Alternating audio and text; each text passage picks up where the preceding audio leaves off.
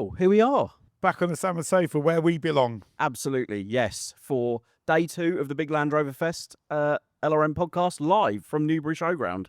And what better place to be? We worried this morning because it was a bit nippy, but obviously the heat's come back. Yeah, the sun. As soon as the sun came out, it was pretty obvious it was going to be another warm day, and it sure is. That's for definite. Yeah, so still loads in the offering around here. So I know in the arena we've got some awards later, and we've been judging, haven't we, so far? We haven't chosen every single one, but we've got quite a lot happening. Absolutely, yes. All of our awards are hand-picked throughout the weekend. So we've got 7 awards in total, including Best Personality, Best Modified Vehicle, Best Original Vehicle, Best Restoration, and a whole host more, sponsored by General Tyres.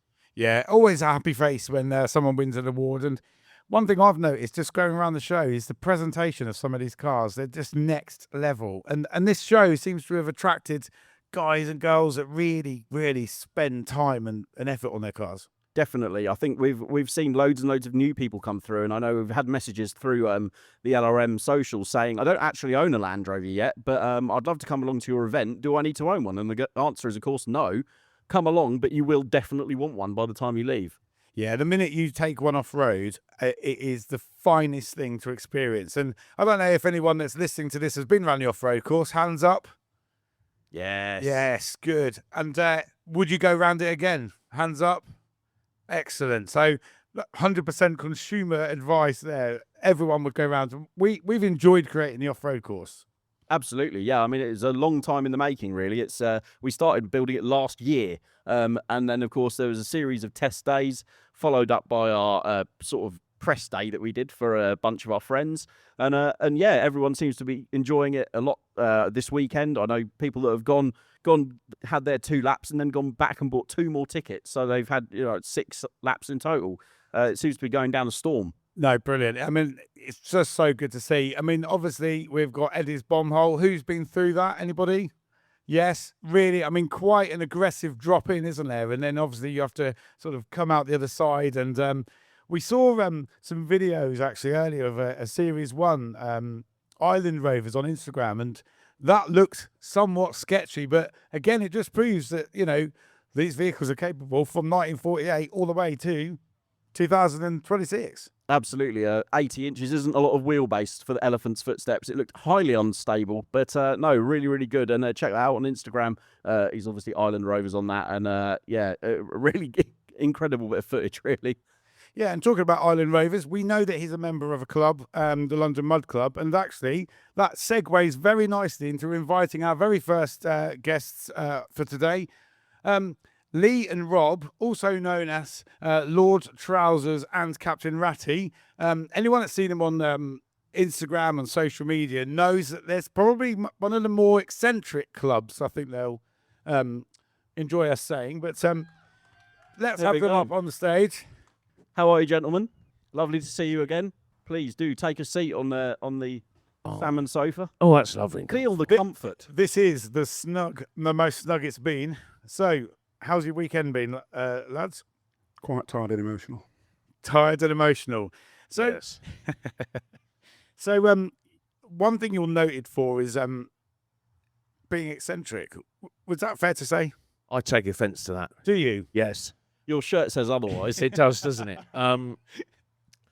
Our reputation does go before us, Steve, some of the time, and we like to do it a little bit differently and have a bit of a laugh. We're not too interested in whether the size of that nut or bolt is exactly the right size. And, yeah, good to be a little bit relaxed about it, have a bit of fun. Yeah, I know, Lee, Lord Trousers. His lordship to you. His lordship. You came down. You came down to the media day that we had in your trusty Freelander, and you made it onto YouTube with it. You made it around the course. You inspired Max McMurdo to go and buy one, and that was really capable around there. And you don't really care, do you, too much about whether you leave with damage or not? No, I mean, I won't go out deliberately to damage the car, but if you get a bit of a mere flesh wound along the way. That's kind of what they're for. You've just mentioned Conrad of Island Rovers. I was in the back of that series one yesterday. Absolutely terrifying. I did hear terror coming from the speakers of my phone when I watched it earlier, and that is authentic off-roading, isn't it? In a Series 1 with the door tops off, and It's absolutely what it's all about. And someone said to us, we were queuing up there, are you really going to do it in that? And what Conrad said was, that's what it was meant to do. yeah, a lot of people forget that with Land Rovers. They wrap them up in cotton wool, and they were built and designed by some of the best engineers in the world to conquer, world travel. London Mud Club then, so you can't just join it, can you? Well, there's a very, very long, complicated application process. We rely, Ratty and I, on Maureen in the office, who's very lackluster and doesn't like to do an awful lot. But we're Aloof. She is aloof. In fact, there were rumours here she was last night propping up the bar, drinking a baby sham, chatting someone up. Some fella called Martin in a green T-shirt. No, I couldn't possibly comment. she would be very grateful. But no, so Maureen in the office sorts all of that stuff out. And we're a little old-fashioned in the fact that you request an application form. Yes, in 2026, it is a piece of paper which you can fill out and send off. And the committee, the membership committee that meet every quarter, will then decide whether you are true and worthy to join the notoriously popular but impossible to join London Mud Club. You must be able to join because there's a few of the Herberts down there, you see, in there. You have a big fan base. I mean, it's so how did it start then? So were you sort of were Land Rovers always in the offing? Was it always Land Rover based, or It was always Land Rover based. It actually started out of through lockdown. Trousers was posting pictures on Facebook about the end of the world, and we were playing shed bingo. I was wandering through the forest. So that chap lives near me, bumped into him. I'd met him in the pub a few times, and as you do? Never bought me a beer. He's got very long pockets and short arms, or the other way round. He could peel an orange in his pocket. He's that tight. He's from the north. and an onion. Yes. And I got a little Land Rover, and we got talking. And then through COVID, Lee would hide discreet bottles of beer under a bench, and I would with social distancing while I was walking my dog. And literally it came on from there. And then we set out driving the Land Rovers. Then his brother went out with Surrey 4x4, did a little tour, and then they were all London boys, and we just picked their name up from there. And literally it was just a group of guys. We were going out having bacon sandwiches, driving Land Rovers, and people said, can I come? Yeah, and that's it. I mean, we hark on about community all along, and to the level that you're doing it at, and the meets that you do. I mean, clubs are often accused of getting a bit sort of staid and a little bit like them and us, but you seem to embrace, people joining you and just getting out there and enjoying life. But it's like a well-being. When you look at people, the outdoors are beautiful. So if we can bring people together and just a sense of belonging, people like to be part of a little club, but we don't take ourselves too seriously. And you don't have to own a Land Rover, but it's good if you do. Yeah. Other 4x4s allowed? We have a member called, we have a member called Johnny Fartpants who, for a while, drove a Jeep Cherokee. A purple Jeep Cherokee. He's got other Land Rovers as well. But no, we like the green oval badge, but it's not a deal breaker. Anyone that wants to have a little bit of fun, go off and get muddy. And for us, the most, I suppose, important or special point is there's a cheese board. 10 o'clock. Exactly. Weekends like this weekend, we can get together. We got guys that were in Portugal yesterday. Nick Plum's come over from Adelaide for this and a bit of a summer fun, and just to catch up with old friends, make new ones, and as Ratty says, sit around and eat cheese and smoke cigars is kind of what we're into. Yeah, I noticed the ceremony of smoking a cigar. I mean, obviously, we don't condone smoking. No, absolutely the not. Cigars down, kids. But yeah, when you came to the media day, you had your not a smoking kimono, but a Takata. No, it's a yukata stick. Yukata, so it's the same cut of Japanese ceremonial clothing, but made of cotton, not silk. So I have a smoking yukata, and it's not quite nice at lunchtime. Whilst we were fixing Ratty's car that broke a spring on the course, which, by the way, is fantastic. We really enjoyed that yesterday. It's nice to have a little cheeky cigar. Yeah, no, I mean, yeah, along with the various hats that you wear. Yes, well, this one, I know I look silly. We probably both look silly. That was something you said, actually, a few weeks back. You said, I just want to look absolutely ridiculous. Yeah. And, I'd say distinguished rather than ridiculous. but that was, that was Lee's words, not mine. But that kind of just, to hell with it, and it's really infectious, I would say. We don't really care, but it is functional on a day like today. I think we're at 32, so we keep a track of the temperature. And a pith helmet on a day like today, I might look silly, but I'm not going to get a red neck. Yeah, absolutely. So, Ratty, your 110 that's been around the off-road course, fair to say it's a decent build. David would think otherwise. Yes, it's a good David build. Maker put together an ex-military 110. Yeah. And 2.8, is it 2.8? 3 litre. 3 litre, A straight 6. straight 6 BMW engine. And you did the Santana Trophy? I haven't done it in that. No, I've done Scram Africa. Sorry, I'll get those two mixed up. So, Scram Africa, are you planning to go back? So me and David Maker are organising a trip this August, end of August. We leave on the 29th of August. And we're taking 9 Land Rovers down to Morocco again.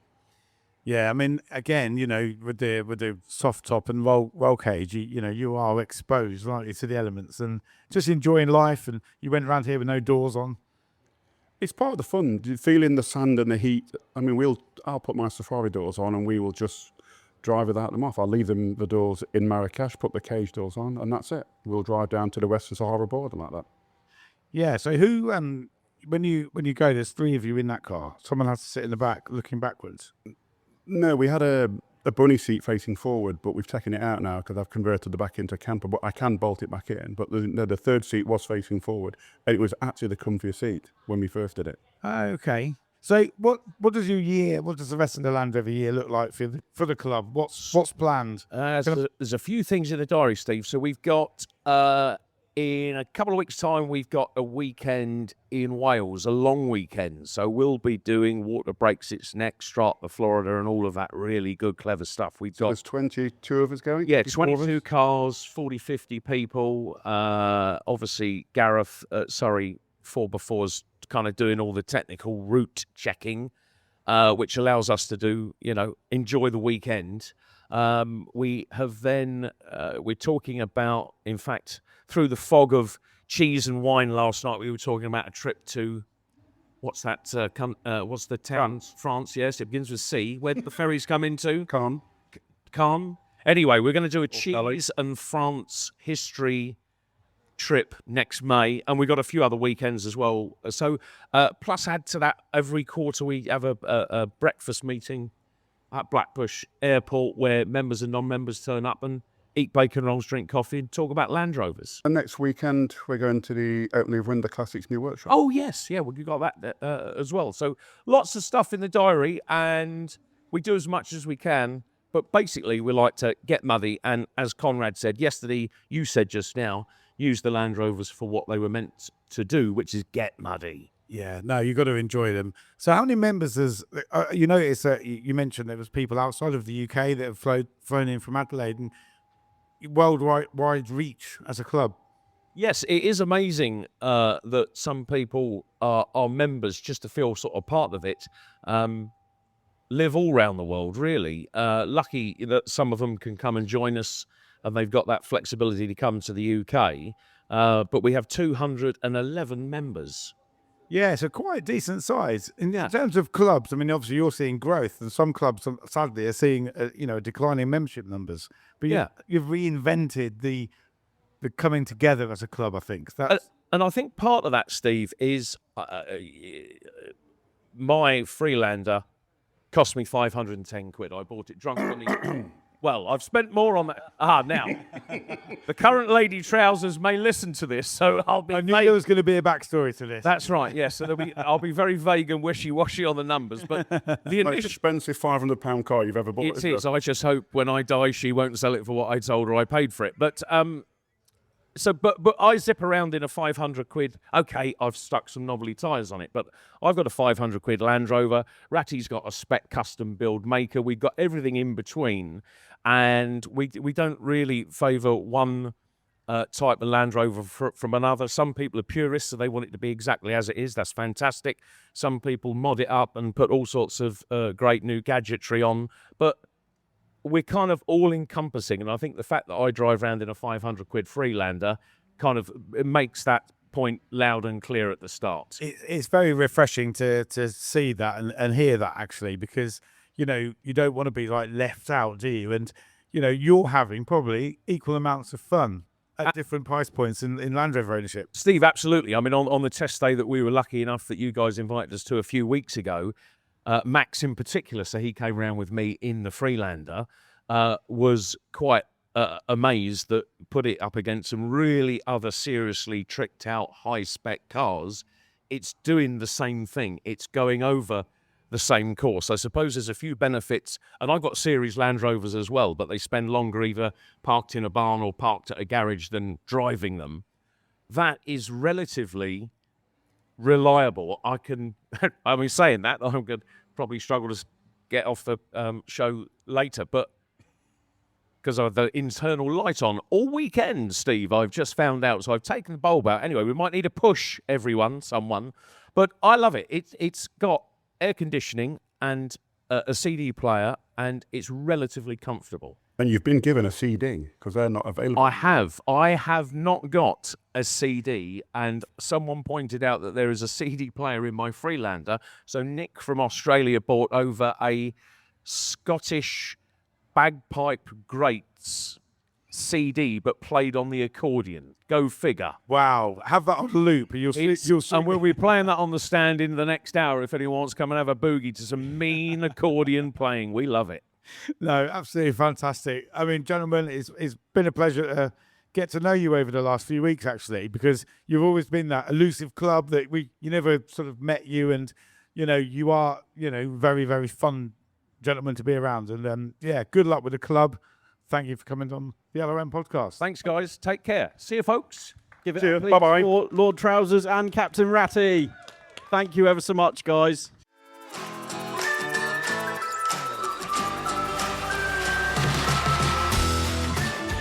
From snorkels and roof racks to engine swaps and body kits, there are loads of modifications you can make to your Land Rover. If you're struggling to get insurance on your modded Landy, speak to specialist insurance broker Adrian Flux.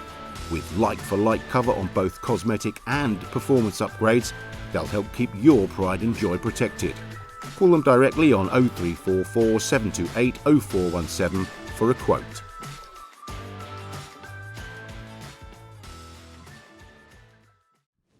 So, there we go. Next up, we would like to invite on stage our friend. Oh, hang on. Which way around are we going to do this? Come on up, Jubilee. It should always be ladies first, though, shouldn't it? I think so. Come and take a seat with us. Thank you. How are you doing? I'm doing good. Your fan club is over there, I know. absolutely living the dream. There's more cheering going on today than yesterday. It was all, you know, there was probably more people out there yesterday, but it was all, I think it was just too hot yesterday. Yeah, it was very, very hot, wasn't it? And thankfully, not quite so intense today, but you are here camping in your little green 90. I've been catching up with the repairs and mods you've had to do to it over the lead up to the Big Land Rover Fest. Tell us a little bit about, how long have you had it? I've had my truck 7 years now. Sorry, am I close enough? That's better. Yeah. Yeah, I've had Larry 7 years now. It's been a big project. Yeah, what was it like when you bought it? Was it completely standard, or was it sort of already quite modified? It was more modified. More modified? More modified. Really? Yeah, it had a 2-inch lift kit, and then it had 3-inch blocks on it. Nice. So it was huge. It just like towered over me. And I remember That's probably not difficult, to be fair. How did it drive with 3-inch lift blocks on it? I didn't drive it like that because it wasn't on the road. It'd been off the road for like 5 years when I bought it. Probably for the best, to be honest. I'd imagine 5 inches of lift on a 90 would be quite precarious. It was bad enough being on the back of a trailer, to be honest. Right. It was like a boat on the back. It'd just like sway side to side around every corner. Swaying in the breeze. Yes. Really scary, isn't it? Some of the modifications that people carry out back in the day that, yeah, I mean, now that people are undoing modifications to make Land Rovers more original looking. Yeah, I think it's just like, it's not suitable for road use. Like, I daily mine, and I couldn't daily it with a 5-inch lift. It just seems ridiculous. As someone who's fitted 36.5-inch extreme tyres to their 90 in the past, when, you know, youth gets the better of you, I can confirm they're not really designed to go to and from work and like ferry people around when they're like that. They're built for purpose. So you kind of dialed it back a little bit. And is it like a green laner kind of camping setup now? Yeah, so I've not been able to green lane it as much recently, but I've sort of built it so that it will do a bit of both. I've put a roll cage in it, you know, because why the hell not? Because yeah, I think it just sort of, it's one of those things, people either love it or they hate it. Got you. So I was like, do you know what? We'll do it for a laugh. Why not? Yeah, fair enough. Was it the colour that it's a lovely colour? Was it that colour when you got it, or have you painted it? No, I painted it. So not winter just gone, the winter before, I stripped it all the way down to just a chassis again. And then I sanded it all down, put a roll cage in, painted it all myself with a bit of help from my brother. And then I think it was off the road for like 4 or 5 months. Okay. Then I brought it back out on the road again. So Right. it was decided to do a really massive project, and I don't know why. What prompted that? I was pregnant, and Oh, right, so okay. I was like, if I'm gonna do it, I'm gonna do it now. So I was like heavily pregnant, and like I had this massive bump just working on my truck right to the very end. Literally, I was the day before I had my daughter, I was still working on my truck. Amazing. I can't imagine there's too many people out there that went, right, I'm expecting a baby, better rebuild the Land Rover. There's always a target, isn't there? Like people, you know, like yourself, doing things mechanically just to get to a show and make sure it's not going to let you down on, you know, the off-road course. You mentioned earlier, actually, you've still got billing mud on it. Yes, I've not washed it. It's fine. Badge of honour, isn't it? It's like designer mud, isn't it? That's the thing. Have you been Looks around cool. the off-road course here? I haven't been around it now. Oh, you must get round it before you go. It's really, really good. If I have time to, I will. Definitely. Yeah, That it'd be a sounds- good laugh, I think. Yeah, absolutely. So you were telling us a little bit earlier about the camping setup because you're here with your family. You've got a roof tent on your 90, but also you've extended it. It's like a house extension with an awning on the side. How do you find that? Is that something you use a lot? Used to use the roof tent quite a lot. This is the first time we've all camped together, so Right. it was a bit of like a trial. I think it went okay. We all got sun sleep, but It's I think- always pretty variable at these events, isn't it? I know for a fact, I think, because I never really know how well I've slept when I'm camping until a couple of days after the event, and then you're either fine or you crash. Yeah, I think us this weekend we might crash, you know. For about 5 nights of about 5 hours sleep. I always gonna feel catch up. like the longer you like camp for, the easier it gets. Though I find like one night really difficult because you can't get that comfortable. You're not used to like your bed at home. Whereas like by the second and third night, you're like, this is great. I'm used to it. Yeah, you normalise it, though, Yeah, don't you? And definitely. you have a new way of living. Yes. I think it'd be fantastic to live out of a Land Rover for like a year and go travelling in one. I really do, because you'd take less equipment, wouldn't you? When you come here, you almost feel like you want everything, including the kitchen sink. But really, strip all that out and just live a nomadic, basic life. You can do that. Minimalist camping, even just locally, is really freeing. You just take the very bare minimum, a sleeping bag, a tent, and just that. I find it's quite sort of overbearing when you do load up way too much stuff. And I think I've done it this weekend, to be fair, because you're like, there's just too much clutter around. Being out in the outdoors and enjoying that and taking that in is all about kind of clearing your mind, isn't it? It's hard to do that when you've got too much stuff with you. I don't think I didn't even bring food with me. Okay, so the other end of the scale. Yeah, I think I bought a cool box with milk, Greek yogurt, and alcohol. Well, that sounds like a perfect mix. What a combination. That was all I brought with me. And then my bedding lives in the truck anyway, in a bag. And I bought a stove to make a coffee in the morning. That was about as far as it went. Coffee is very important, and I actually haven't had one yet today, so I'm kind of on the edge. And do you know what? I knew as soon as looking at Martin earlier, I thought that man is devoid of coffee. It's pretty obvious. Get this man. I don't hide it well. No. But, It's basically grumpy all the time, so you know. thanks, mate. Yeah. What's next for you then with your Land Rover? Well, I've got another one at home. Have you? This is the thing we were saying yesterday. One is never enough. So I've got a 110 utility at home, which I'm planning to convert into a county station wagon. Okay, very cool. It was too good of a deal to pass up on. What age is it? 1989. Oh, okay, cool. So That's it's next. a nice 200. It starts better than my 90. Right. Okay. It runs, it drives. It's being used as a farm vehicle at the moment because I've just not had the time. But yeah, I was like, I need another one, and then I seen that, and I was like, yes. You can't miss out on the deals. That's for sure. You got to strike while the iron's hot. I literally turned up with a trailer and I said, I'll give you this and I'll take it now. And the man said yes. That is how you buy a car. You go with intent. Yeah. Absolutely has to be done. The only trouble is when you do that, you go with a trailer, the guy's not going to drop the price much because he knows you don't really want to go with an empty trailer. I don't know. I think that's less likely than him. You know, you get people who turn up and go, well, I'll have to think about it and then I'll let you know when I get paid and then blah, blah, blah. If you turn up with some money in a trailer, they're going to be much more amenable to a deal. Yeah, it could work both ways, I think. Yeah. I see what you mean. Yeah. Essentially. So did you take in some of the entertainment last night? Yes. Yeah, we were down here. We were down here dancing, actually. We were right at...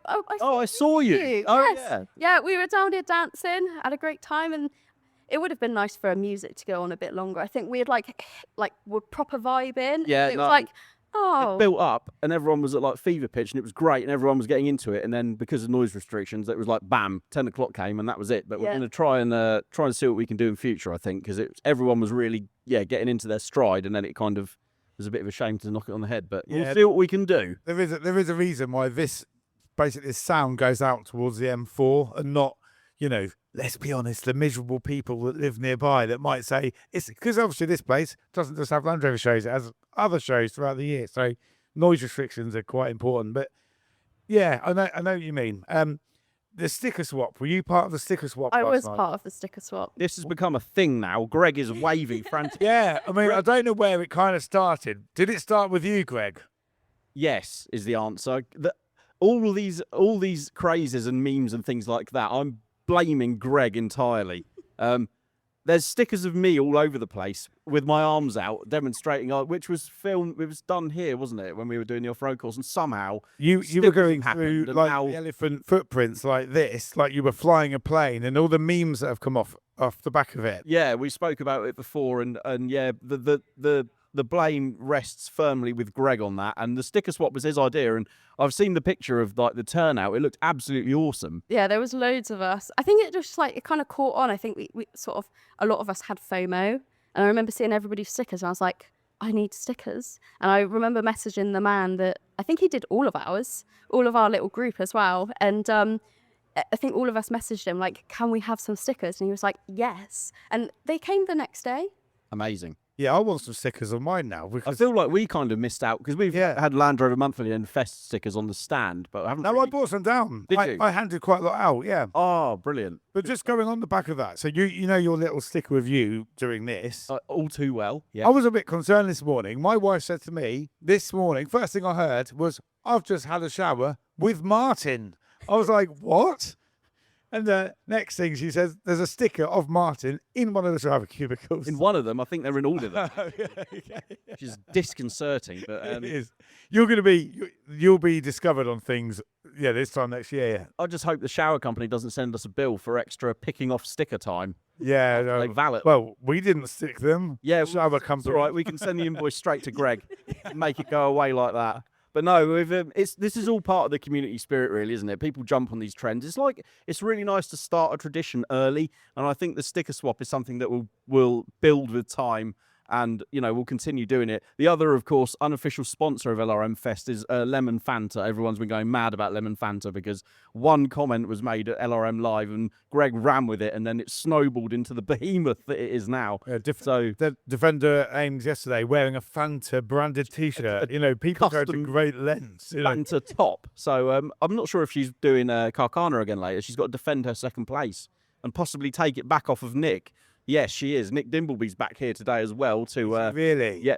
Yeah, strong competition. in his Range Rover. So yesterday was pretty intense. There was a lot of good competition, but today is really going to, that's going to be turned up to 11. There's high stakes at stake here. So be sure to catch Carcana in a little while in the arena. But in the meantime, Jubilee, thank you ever so much for joining us on the stage. Thank you for having me. Oh, not at all. It's been a nice joy. to see you again. And enjoy the rest of the day. Thank you, I will. And yeah, see you at another event. Yes, definitely. Cheers. Cheers, thank you. Give it up, everyone, for Jubilee. Thank you very much.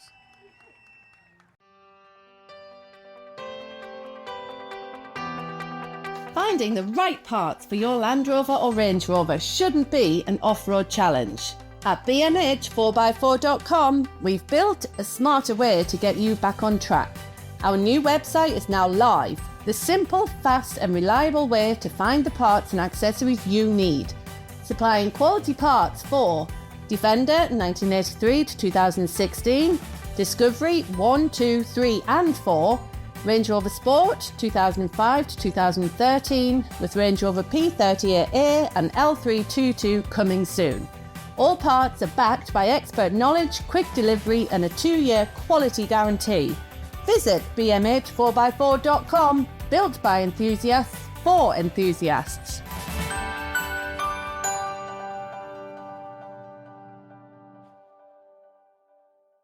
So next up on stage, we'd like to welcome another star of the Mud and Media paddock, which is right behind us as we speak, Mr. Johnathan East. Nice to see you. Nice to see you guys too. Ah, yes. So we I've followed you on Instagram for a while because you've got some really, really cool Land Rover builds. It's kind of what you do, isn't it? Yeah, so full time now. We've been working on Defenders for 10 years at least. And I like to play with them myself too. You're based out on the Isle of Wight. Yeah, down the Isle of Wight. So, we've spoken about it briefly before, but how do you build a customer base on such a small island? Well, the current car that's sat on my ramp has come over from Belfast. Right, okay. So It's not too much of an issue then. No, I mean, when you live so far away from everything, you just got to get used to doing some miles, and we'll go and collect and pick up customers' cars from around the UK. Good stuff. And you're here today this weekend, in fact, with your lovely 110 double cab. Yeah, so that's my personal dream Defender build, which is just a great all-rounder. It's nice enough that you go out for dinner in it inside, lovely interior. It looks clean off from the outside. It's not too clean that I can't go around the off-road course, but I can go camping in it, I can tow a trailer with it, the dog can go in the back, and it's still fast enough to beat most things down the dual carriageway. I was going to say, I was annoyed when we had the open day that I didn't manage to go down the road with you, but yeah, it's a serious build, isn't it? BMW engine and 8-speed box. Yeah, so it's M57 twin turbo, 8 speeds auto, and that is the best part about it. I was more excited for the gearbox and I think the engine, but they're really picking up speed now, aren't they? A lot of people converting even TD5s and things like that to run them. yeah, I've had quite a few people inquire about TD5s and 8HPs this weekend. So would you say the M57 setup is the ultimate engine for a Defender? I've had Cummins, I've had OM66s, I've had all Defender variants of engine. The 606 I did was 400 horsepower, and I had it in there for 2 weeks before I removed it for a 300 TDI. Really? I We was, moved it for a 300 TDI. yeah, Wow. and the car started as a TD5, then put a 606 in it, took it out, and put a 300 in. What didn't you like about it? It was just unreliable. It was an old, knocky engine, which I get fits the Land Rover characteristics, which is why I was so dead set against an M57 at first, until I drove one and worked out how perfectly it suits it. Right. It's just the driving experience of an M57 is almost a different league to anything else you can put in a Defender. I have driven a few, not with the 8-speed, with the older 6-speed, and a manual one as well. Yeah. And I have to say, what I always found with the OM, and it's nothing against anyone that's done it, but it really lacks low down. When you put it away, you have to really get it wound up. Definitely, and one of the best things about that 8-speed box I've got in there is I'm running more torque in the M57 than I have in the OM60 build, but I haven't broken any driveline components. I've done 45,000 miles now and only had to change the oil and a water pump.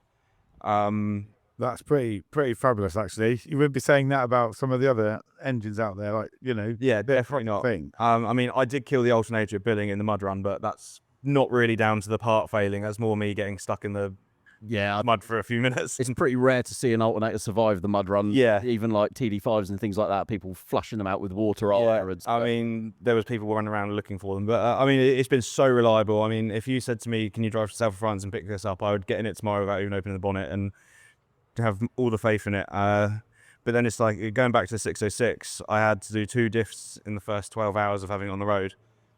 Wow. Was that with an auto as well? That was with a Merc Auto, which had a standalone controller, and it actually had a Thrustmaster PC gaming simulator shifter. It's like sequentially shifted, so it was the auto box that had to be manually shifted. And being a mechanical pump and a much older auto box, it just shock loaded the transmission so badly every time we changed gear, and it just absolutely ruined the driveline. Got you. Wow. Okay. Yeah. So I love speaking about this stuff. Like conversions have always been a bit of a passion of mine. I find it fascinating because I know I personally couldn't do it. I'm not that mechanically minded. I understand how things work, but I'm always fascinated that what goes through someone's mindset to be able to go, right, that gearbox, that engine is going in there with those electronics. And I just can't comprehend the thought process and the learnings and the patience you must have to sort of build something that may not work. You know? Yeah, I mean, it's like with the 8-speeds, they don't even bolt up to the M57s. You've got to adapt all of that. So there's definitely a lot that goes into it. I mean, there's a lot of companies now making it really accessible with adapter plate, stuff like that. But I think an M57 and the 8HP is the ultimate usable combo in a Defender. I mean, I go green laning in it. I do the off-road course. It's quite a capable truck. It's triple locked. And it does get used and abused as much as I do like to get it cleaned and have it looking as good as I can. The combo just works everywhere. It works for towing so well. It works for just motorway driving, daily driving around the town, and off-roading as well. It's just always in the right gear. And the auto boxes have come such a long way now. Yeah, they are smart. I mean, I don't think if I was to buy a modern car now, I would opt for any sort of manual transmission because we are, as a nation, getting lazier, aren't we? Oh, 100%. I mean, it always confuses me when I see like people driving a Range Rover that's got a vocal saying you've got a manual one. I'm like, you've got a Range Rover and you've got to change gear yourself. Yeah. Why do you want to do that? And actually, arguably, an automatic is better off road, isn't it? Because I mean, itself out. I've had multiple off-roaders. Manual, and the 8HP has been absolutely flawless off-road. I mean, I'd definitely have it as a preferable option. How do you go about sourcing good donors for these gearboxes and engines? There's a company that sells a lot on eBay, Global Auto Parts. They're really reputable and they warranty their gearboxes, so that's where we get those from. Right. You get all the information of the car it's been pulled out of, so like the mileage, stuff like that, registration number, and then for the donor cars, we will just buy depends really what the customer wants to do. I mean, we'll build a brand new engine if that's what you want, or trying to keep it more budget friendly and accessible for more people. We'll go and get a decent facelift E53 X5. Yeah. But we always buy a complete car because that way we can see it running, we can test drive it, we can make sure the engine's good before it comes out, and that way we know we're not going to waste our time by putting something in that's. Yeah, definitely. I mean, you might well have heard my chronicles of my 200 TDI, but even M57s, they're all 20-ish years old now, aren't they? Yeah, that's the thing. I mean, we are at the end of the day taking your old engine out, but we're still putting a second-hand engine in, and they're good engines. My ECU, we checked. Me and my friend Harry were playing around with a map at Billing, and we looked at the ECU info, and it was on over 500,000 miles. Wow. When I bought my engine. Yeah, I mean, so they do go on, they do last, but a rebuild is always going to be nicer, and at least that way you got the peace of mind as well. But again, it's not cheap. I mean, look at Maker stuff, looks pretty good, and they're 35 grand-ish starting price, but you get a fully rebuilt engine. And sure, yeah, I mean, it depends. It's a lot of factors, isn't there? But yeah, definitely. One thing I do enjoy about what you do is you go green laning or go and help out on some land or whatever and absolutely coat the Land Rover in, because you used to have big KM3s on it, didn't you? Yeah. BFG, if you're watching, can you please bring those back, because you've discontinued them? Yes, we had this conversation the other day, but I mean, like you say, use it hard, use it. Yeah, I will use all 400 horsepower. And then give it to someone to clean it up. Yeah. You must have a very understanding detailer. He wasn't very happy when I phoned him on the way home from the test out day on the island. on the off-road course because he cleaned it the day before and he wondered why I wanted to book it in again so quick. Immaculate. It looked absolutely spotless. It did. We had an unexpected downpour, didn't we, on that day, and Yes. it changes that off-road course completely. Oh, 100%. It made it really, really technical in some places. Yeah. I don't know if Amy's done the podcast this weekend, but Yeah, I was no. talking to her on the day, and she was saying she was having some trouble, just sliding sideways across the course. Yeah, I mean, almost you wanted it to rain today a little bit just to sort of dampen it down because it's looking quite dusty as we look across here now. Yeah, it's quite scenic with the dust going across. It looks like you're sort of watching a safari or. It is so cool. In fact, I want to go back round this afternoon. I was going to say, what is lovely about it is because you're in and out of the trees, you get the sun coming through the leaves, and you feel like you could be anywhere. You're not on the side of a showground. Yeah, I mean, when I pulled into the showgrounds, you're like, where's the off-road course? And then you go down there. It's actually quite big, and the way it's been set out is really great because it sort of backs around on itself a few times, so you get to like really use the most of the space you got down there, and it's really, really good.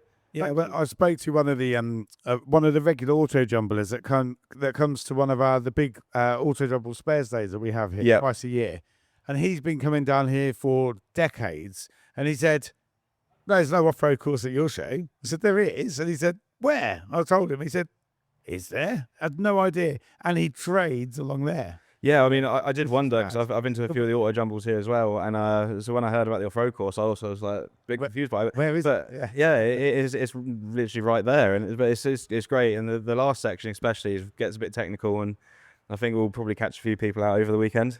Yeah, the Eddie's bomb hole, as it's been named, has washed out a little bit with so many vehicles going through that towards the end of the day yesterday did claim some victims that dropped down in there, lost a bit of momentum, and then couldn't scrabble out. To be fair to the one I saw, actually, it transpires that the clutch had gone on a Freelander, making it just sort of two-wheel drive, and it was struggling to pull itself out. There's been a few recoveries, but we're trying to keep things moving. And we've got a lovely viewpoint from here on the main stage, looking over at the course. We can see vehicles looping in and out, and there's a bit of dust carrying around, and it's just a really nice. It was, as he's brought up already, it was a challenge to pack as much as we could into the space available, but I think everyone I've spoken to is happy. So yeah, I mean, there's a nice variation of everything, and like you say, if you don't want to do the harder parts, there's always bypasses. So it makes it more accessible as well, because you could take a brand new Range Rover around if you want to, and if you didn't really want to put it in the hole at the end, you haven't got to. Absolutely. But you mentioned you've got a series as well. Yeah, so I've got two series. I've got a Series 2 and a Series 2A. Good stuff. What sort of thing? I think I've seen. Have you still got the one that you put up recently? Yeah, open one. Yeah, so I bought that as a hard top. Changed the wheels and tyres, took the roof off. I've been using that as a daily for the last few weeks. I actually had to jump start the Defender because I got home from billing, left the fridge plugged in, haven't been using it, and because I've just been in the series, it's absolutely great. Living on the Isle of Wight, you don't need to go over 45 mile an hour, and I can stick the dog in the back. We can go anywhere, and it's perfect. Ideal, some of it. As I say, in this heat, it's absolutely great. So the speed limit on the Isle of Wight is 45, is it? No, there is a dual carriageway, so you can do 70 if you can get there before the dual carriageway ends, which is okay. Probably the length of this stage. Oh wow, okay. So obviously you have to battle with like ferry crossings. It's not the cheap crossings, is it? It's meant to be like the most expensive stretch of water in Europe or something like that, or half of this side of the world. Yeah. And I presume there's quite a few Land Rover owners over there. The Defender and series scene on the island is absolutely huge. I don't think I've ever been anywhere and seen like the Defender to car ratio so high. That's really interesting. I've only been over a couple of times and not that far into the island. Yes, but great to hear that I believe there has been a club there for quite a while, but I've never actually paid much attention to the percentage of Land Rovers, but it sounds like an absolutely awesome place to own one. Yeah, it's great, and there's some really scenic byways. There's nothing too extreme over there, but I mean, it's not too bad. You got Slindon Pound Play Day if you want to go and have some fun, or you got Salisbury Plains an hour and a half up the road. But the scenic stuff there is great. You can drive down near the Military Road and over the hills and. Awesome. Yeah, I always, like I say, you're quite prolific on Instagram, Johnathan East. You're always out and about doing something, especially like caning up and down on the mainland, collecting stuff with the 110, and it's great. Yeah, I mean, I've done 45,000 miles now since I bought that last January. Wow. That's serious mileage. So yeah. Great stuff. And that's not including probably a 2 or 3 month stretch where we did the M57 conversion, and that was done in a very short space of time to get it done for billing. And I didn't wire the speedway in because it was one of the last things that wasn't necessary to get there. Sure. So that was meant to be a job when we got home, and we kind of ignored it for a while. So the mileage is probably a bit higher. Wow. Seriously, that's really, really cool. But have you enjoyed the weekend? Oh yeah, it's been absolutely great. It's been very hot, but the bar was great, the music's great, the show's great. Auto Jumble was really cool. There's some few bargains over there as well. Good stuff. Yes, I haven't actually had the chance to look around the Auto Jumble yet, but yeah, everyone seems pretty happy. There's plenty of trade, lots of variation. Yeah, I've been Nice. talking to quite a lot of the traders. There's been some really cool guys here, some cool stuff. So yeah, it's been a nice variety, and it was all laid out quite well as well. You know, it wasn't all separated and. That's it. I mean, the huge bonus of the off-road course, right where you can see it, nothing is super spread out. You haven't got to walk far to get anywhere. That's, Yeah, for sure. I mean, I think it's a really good sized show, and I think that the stuff that here is really high quality. So it's I mean, it's definitely not the biggest, but the stuff here has been very selected well. Sure. I mean, for a first year, we couldn't be happier. And oh yeah, I think for the first year, it's been an absolute absolutely smashed it. It's good stuff. We'll do it again next year, shall we, Steve? I think we should. And funnily enough, we're already in the planning to do it. So keep an eye on LandRoverHub.co.uk, our new website, in fact, for the release of next year's dates for all the events. So we normally release the dates around November for next year, but you can pretty much, exclusively know that we will be back next July. After the response we've got, very positive. Obviously, we listen to, some of the things that we can tweak. Absolutely. Always very difficult to know how it's going to run until you're here on the ground. But yeah, next year, bigger and better is the plan. So, watch this space. Great. And back next year for more podcasts as well. I'll see you there. Great stuff. Johnathan, thank you ever so much. Thank you very much. For joining us on the stage. You sounded like Elvis when you said thank you very much just then. Just, I just thought of Elvis, I don't know. But yeah, good to see you. Great stuff. Cheers, Johnathan. Well, that concludes the LRM podcast for day 2 of the Big Land Rover Fest, Steve. It does. And for all those that are still with us, looking at us, obviously quite a few people sitting out there in the shade, be sure to check us out on Spotify. Visit LandRoverHub.co.uk to download episodes of the podcast. And we're on YouTube as well, aren't we? Absolutely, yes. Sign up to subscribe to the YouTube channel because we've got loads of great stuff planned for this year as well. So, keep an eye on that. And thank you ever so much for coming along to the first Big Land Rover Fest. And we'll speak to you very soon. Yeah, enjoy the rest of your day. Thank you very much. Cheers.